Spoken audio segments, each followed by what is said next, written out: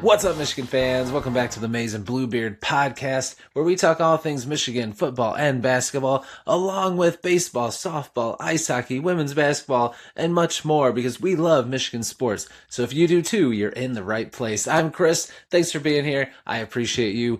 Let's get to the video, because we got a lot to talk about. Of course, we're going to talk about the results of the Michigan-Duke game from last night. We'll recap that and look ahead at what's next for Michigan after a tough loss. Then we are going to take this opportunity, with it being a slow football weekend after the big news of Dave Peliquin. Not much happening over the weekend, so we're going to dive back into our coaching staff series and take a look at special teams coach Kerry Coombs, his awesome career, and how he can be such a big help to Michigan going forward. We're also going to take a look at some recruiting. Got some big news from a wide receiver, a top receiver that we've been looking into. So we're going to update on what he said. Then finally, we are going to take a look at the other teams in athletics, what was going on with them yesterday. Baseball, softball, and hockey were all in action. And hang around to the end of the video. We'll reveal the question of the day results for yesterday, when I asked, how is the Michigan football season going to go? What is their record going to be? We'll see what the results were. All this and more on this episode of the Maize and Bluebeard podcast. Let's go blue, and let's get to it.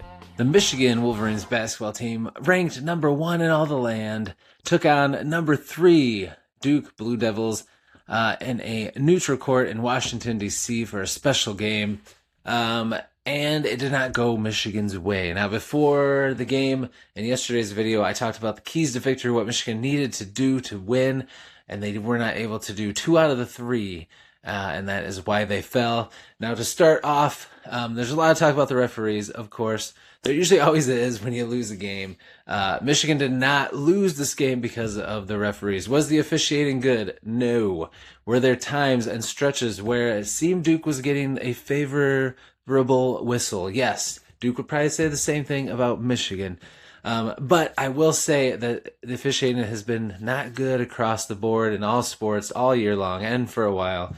But the way that the game was called, there were times when Michigan was getting just manhandled and destroyed and no calls were made.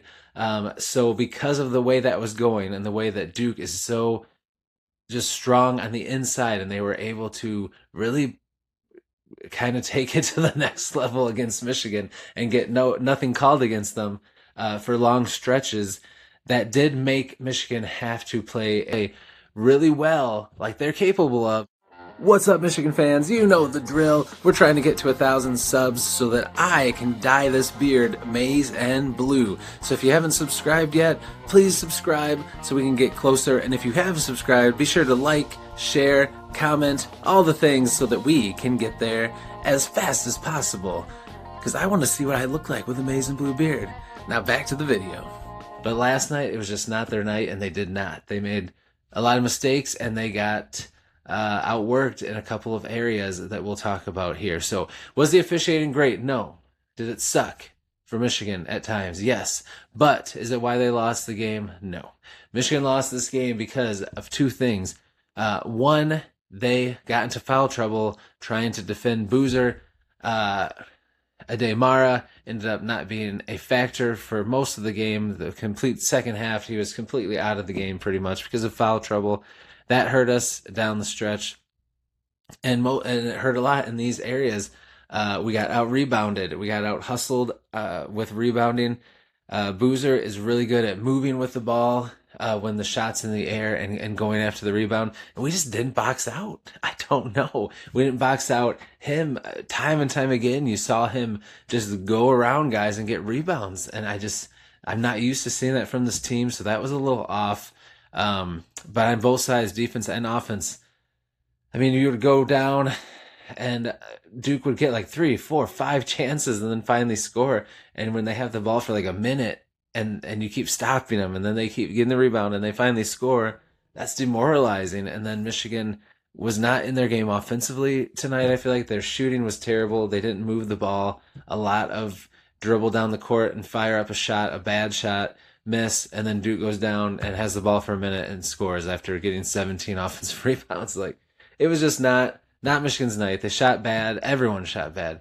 Usually, somebody can go off and kind of carry them until the shooting clicks with everyone else. But even our reserves who had been stepping up, they had a rough game. But still, that's what shows how much talent this team has. Even when the shots aren't falling, they're getting out rebounded, things aren't going their way, they still are so talented defensively and overall that they were in the game right up to the end. So they still had a chance to win despite playing poorly in some areas, and that just shows how good this team is. And it shows how good Duke is. Duke is very good. They earned this win. Flowers to them. They're a great team. Boozer's a fantastic player. They are a contender for sure, and I think they'll be number 1 come Monday. Unfortunately, Michigan hopefully will be number 2, but we'll see. Arizona, who was number 4, beat number 2 Houston, so they may jump Michigan. We may fall back to 3, but either way, Michigan will learn from this. Dusty May will help them learn from it. I'm not concerned. They played with a lot of heart and a lot of energy. They just got to clean some things up, which is usual after a loss. The other big area they lost in was points in the paint. They got outscored in the paint, and that was something that they needed to win. They needed to win that area in the rebounding. They did keep their turnovers down, which cut down on Duke's fast break opportunities, but it didn't matter because they got a million chances every time they had the ball because we could not stop them from getting rebounds. So that was disappointing. A lot of that was Mara being out, but a lot of it was everybody else just not getting the job done in the rebounding game. So as you can see here, field goal percentage was not good for Michigan. Neither was 3-point. Free throw percentage was a problem again. They continue to miss free throws. You see there, if they hit all of them, that's 5 points, and it's a tie game. You know, it's just a different game if they hit their free throws. So that's got to get better. But Duke didn't shoot that great either from the free throw line. Rebounds, we got out rebounded on both ends of the floor. That was a problem. Like I said, turnovers were okay. We had less than Duke. That was good. Points in the paint, we got outscored in the paint, which was a big reason why Duke won as well. If you take a look at the box score now, our leading scorer was Yaxel Lindeborg. He had a good game, 21 points. Morris Johnson, 13, only 6 rebounds though. Would have liked to see them both get more rebounds. Mara, like I said, only 10 points. He barely played in the second half. Just foul trouble took him out of the game. And Cadeau had not a great night offensively. He made his free throws, but he was 1 of 8 from the field. But he didn't turn the ball over, which is good. And Burnett was a non-factor as well. Just did not have a great night either. And then Cheddar, I don't know what's up with Cheddar. He's not been playing, and I'm not sure why, but he was a non-factor. Kaysen was pretty good. He did look pretty solid at times, getting penetration and making stuff happen. So I'm not sure why he didn't get more minutes down the stretch. He didn't play much down the stretch either. Roddy Gale gave his usual energy, 20 minutes, and McKinney had his first real bad game for a while. He didn't shoot well and didn't really affect the game much. So just not a great night overall for Michigan. It's a bummer. They're going to be back in action on Tuesday night. They play Minnesota in the Chrysler Center. Minnesota has knocked off a couple of very good teams, but I think Michigan is going to be ready. They're going to be hungry. They're going to get back on track, and I think they will against Minnesota. And then they'll have a big game with Illinois, who just got upset by UCLA. So Michigan has a 3-game lead in the Big Ten. And that's, at the end of the day, that's the biggest thing about this game with Duke. It would have been awesome to win, but it's an experience. It's learning. It's going to help them be more ready for the tournament. And it has no effect on the Big Ten race. So Michigan still has the same Big Ten record. They're 25-2 overall, but they are still have in first place in the Big Ten with a 3-game cushion with 4 to go, and that's a great spot to be. So Tuesday night after the Minnesota game, I'll do a live post chat as usual, so look for more info on that. And as we get closer to the game day, we'll talk about some keys to victory against Minnesota. But for now, bummer loss for Michigan, but I trust Dusty May, and I love this team, and they will figure it out. Losing games like this hurts, and it just makes you be better. So I'm excited to see how they take this and they learn from it and they come out swinging and hopefully get back on track. Michigan special teams coordinator Kerry Coombs was hired by Sharon Moore at the end of the season following their dismissal of J.B. Brown after just a terrible, abysmal special teams unit for 2 years under Sharon Moore. And he brought in Kerry Coombs, and then he was kept on by the new staff because this dude's a beast. But first of all, you saw how much better the special teams looked in the Texas game and the bowl game, all around coverage, return. They just looked so much more electric, and having a good special teams is important. People dismiss it, but I'm excited. Kerry Coombs helped to bring in a new kicker, a new punter, some long snappers, and some more kicking and some kicking recruits. So it's pretty exciting what this special teams room has become. We've got some electric return options. Can't wait to see what Kerry Coombs does with it. He's a fantastic coach and a great get. He's a great recruiter. So awesome stuff. Let's take a look at Kerry Coombs' career. His coaching career started way back in the 80s. After graduating from college at Dayton, he became an assistant coach at 2 Cincinnati area high schools. And then in 1989, he got his first head coaching job at Loveland High School. 2 years later, he became head coach at Coleraine High School in Cincinnati, which is where he graduated from, so it was his alma mater. For 16 years there at the school, they went to 10 state playoffs, 5 state semifinal berths, and in 2004, they went undefeated at 15-0 and won the Division I state championship. He won 7 consecutive Greater Miami Conference championships from 2000 to 2006, and overall as a head coach in high school, he had a record of 161-34. So this dude's got some chops. He knows how to connect with kids, motivate them. So that's just awesome to see. I really had not. I knew he'd been around a lot in the college and he'd had some time in the NFL, but I didn't realize how much of a stud high school coach he was when he was young. So I think that's awesome. So then in 2007, Brian Kelly offered him to come and join his staff at the University of Cincinnati, and he became a defensive backs coach. And Cincinnati that year, in 2007, led the nation in interceptions under Combs' tutelage. Then he was promoted to associate head coach in 2009, and in addition to defensive back coach, he became the special teams coordinator, his first special teams gig. And then in 2012, 3 years later, he became a defensive backs coach at Ohio State. In 2016, the Buckeyes ranked 4th nationally with 21 interceptions, including 7 interceptions returned for a touchdown. And they were 3rd in the country in passing efficiency defense. In 2017, Urban Meyer promoted Combs to assistant coordinator of defense. That year, Ohio State defense ranked 9th in NCAA in yards allowed. In 2018, he joined Mike Vrabel's staff with the Tennessee Titans, his first gig in the NFL as a defensive back coach. And that was the first time he'd coached a team outside of the state of Ohio, which is wild. And it was the first time that the team he was coaching's primary color wasn't red. That's wild. The Titans ranked 6th in the NFL in passing defense under him, and they ranked 8th in opponent passer rating and finished 9th in the league with 63.2 completion percentage allowed. Titans had 10 interceptions and an NFL high 9 sacks in 2019 from the defensive backs. In 2019, the Titans defensive back was again a top 10 unit. They made the playoffs but lost in the AFC Championship game. So then in 2020, he went back to Ohio State and he became defensive coordinator after Greg Madison retired. We know Greg Madison. In his first year there, it was a mixed bag. They were really good with run defense, but not so good at pass defense. They were 6th in rushing yards allowed per game, but pass defense, they were 122nd in college football, so that was not good. Then he became the sole defensive coordinator after Greg Madison retired. And then in 2021 season, they started off rough and they gave up a lot of yards the first 3 games. So Coombs kind of lost his spot and they parted ways at the end of the season. So then he went back to Cincinnati from 2022 to 2024.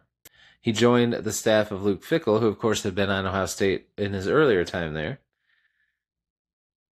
And he was the cornerbacks coach and special teams coordinator there. But when Fickell went to Wisconsin in 2022, Coombs became the interim coach for Cincinnati for the rest of that season, which was really just the bowl game, which they lost. But he got a chance to be the head coach for a game in college.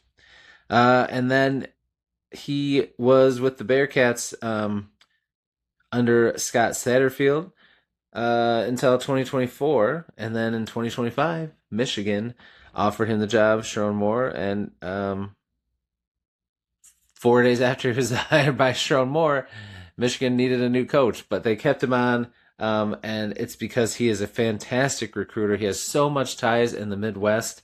But I just think it's cool to hear about all the things that he's done and how he can help, because he's great with special teams. You could see it. You could see that the blocking was so much better on returns. The coverage was so much better. I think a lot of that has to do with his background with defensive backs and defensive coordinating, and being a head coach in high school and being very good at it. He's great at connecting with kids. He loves the game. And he's just a great recruiter. He's a great recruiter in this whole Midwest area. So he's a huge help for Michigan to have for so many reasons. And I cannot wait to see what the special teams looks like under him. A lot of people make fun of me for this, but I love special teams. I love having a good field goal kicker that can be a weapon that you can just drill it from deep and it can be accurate, close. I love a punter that can just boom kicks and get you out inside the 5 to give you terrible field position. And I love seeing good kick and punt returns. So I'm excited for Michigan special teams to get back to something that's fun to watch. No more shank 5-yard punts that screw Michigan over. Kerry Coombs is going to do great, and I cannot wait what the special teams looks like under Kerry Coombs. Next up, just a little piece of recruiting news. Not a ton, but I did want to update everybody on wide receiver Quinton Burrell, one of the highly sought-after receivers that we've been keeping an eye on. He put out his top 10 and Michigan made his top 10. And when he was asked about Michigan and his thoughts and his plans, this is what he had to say. He plans to visit Ann Arbor and Michigan April 2nd, which will be his first since the fall, which, when he went in the fall, it was totally different with Sherrone Moore and all his staff there. So he said, I've got to figure out who these other people are that are here. I got to take a little bit more time to investigate, see the differences, find out if it's better or worse. I feel like I have to go see it for myself because Micah Simons, the wide receiver coach for Michigan who's gone there to visit, he can tell me everything, but at the end of the day, I got to go see it for myself. When Simon met with Burrell and his family at dinner, he talked about his philosophy for cross-training wide receivers and scheming them open, and has been building a foundation for solid connection. Burrell said that Micah Simons is a cool dude. He's a little younger. He can connect with guys more. We talked a little bit of ball, and I liked his thought processes on that. He said that the Wolverines remain one of the top schools in his recruitment, and he's not going to rule them out because of the coaching change. He'll continue to narrow down his recruitment once he goes on all his stops, but hopefully Michigan's will do good. One of the things he did talk about was he wants to see Michigan's passing game kind of improved. He wants to see signs that it's going to be better when he talks to the staff and sees their spring practices and all that stuff.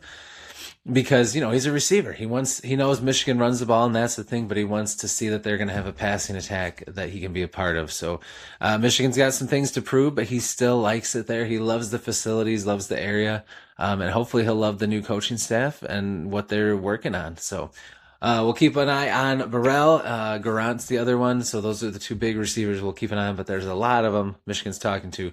But I thought that was great that they made the top 10, and it's good to hear him positive and planning to visit Michigan very, very soon. Now we're going to update you on some other Michigan teams. We had a lot of teams in action today, and although Michigan basketball fell, some other teams had more luck. First, let's talk about baseball. Michigan baseball got back on track, and they beat ranked Louisville, number 15 in the country, and Michigan won 8-5.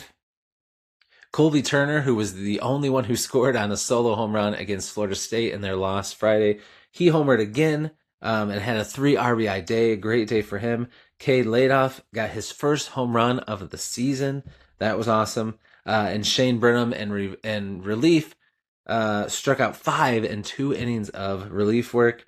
So all around a great game for Michigan. They'll be back in action tonight against Kansas State. They'll take on the Wildcats at 7:30 p.m. It'll be streaming live on Flow College. Softball had a doubleheader, and they split the games today.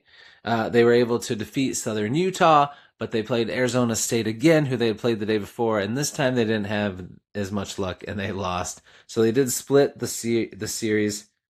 So they did split their doubleheader in the first game against Southern Utah. They won 3-1.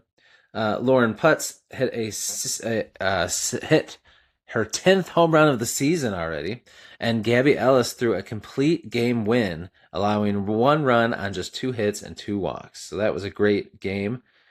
They moved them to 11-2, but then they played Arizona State, who they had beat the day before. It's a very good team, and Michigan lost 8-0. This one did not go great for them. Michigan got shut out, so the bats were a little quiet, and they gave up quite a few runs, so not great pitching. So not a great game for the Wolverines against Arizona State. But they're going to wrap up their weekend series. They play Southern Utah at 11 o'clock today. And finally, Michigan hockey got back on track. They beat Wisconsin 3-1 to split the weekend series. And they moved to 25-6-1, 16-5-1 in the Big Ten. Michigan will close out the regular season next weekend as they play Minnesota at Yost Ice Arena Thursday and Friday. Thursday night they will play at 6:30. So keep an eye out for those games. So we'll see how the weekend wraps up. Hopefully all these teams get a win today, and they can go into next week with another victory. Now it's time for the results of today's question of the day. I ask a question of the day every day, so if you haven't answered today's question of the day, after this video, head to the community tab and vote on the question of the day for today. Yesterday, I asked, what will Michigan's football record be next season? Kyle Whittingham's first. You could have chose from 12-0, we're going undefeated during the regular season, or 10-2, or 11-1. Or you could say 8-4, 9-3, or 7-5, or less. Come on now, that's not happening. Results are in, and here they are. As you can see here, the runaway winner for this one was 10-2, 11-1, and that's where I see Michigan falling as well. I think that they're going to have a great first season. Expecting them to be able to go undefeated is asking a lot. I think Kyle Whittingham himself said making the playoffs is the floor, and to do that, you got to get to 10 wins and go 10-2. So I think if Kyle Whittingham says that's the floor, then I'm going to say it too. So I think that it's very possible if things fall right and things come together, this team could definitely go 10-2 or better. So it'll be exciting to see. And I'm glad that a lot of Michigan fans feel the same way I do. Now, this makes me think of something cool that I am planning. We got a couple of live streams that I'm going to be doing in the coming weeks for Michigan football. One, we're going to take a look at the schedule. I'll have you guys vote in the comments down below if we're going to win or lose each game. And we're going to take a look game by game at how we think the season will go and talk about it. That'll be fun. And then we're going to take a look at Michigan's roster and depth chart. And together with you in the comments, we're going to create our own depth chart we think that Michigan will go with. So a lot of fun things coming in the pipeline. Keep an eye out for them. But thank you for everyone that voted. And again, if you haven't voted today, head over to the community tab and vote. That's going to do it for this episode of the Maize and Bluebeard podcast. Thanks for hanging out with me. It means the world to me when you take the time out of your day to hang out with me and talk some Michigan sports. But that's all I got. So have a fantastic Sunday. Enjoy it. Enjoy some family time. And I hope you have a relaxing and awesome day. I'll see you in the next video, and until I do, as always, go blue.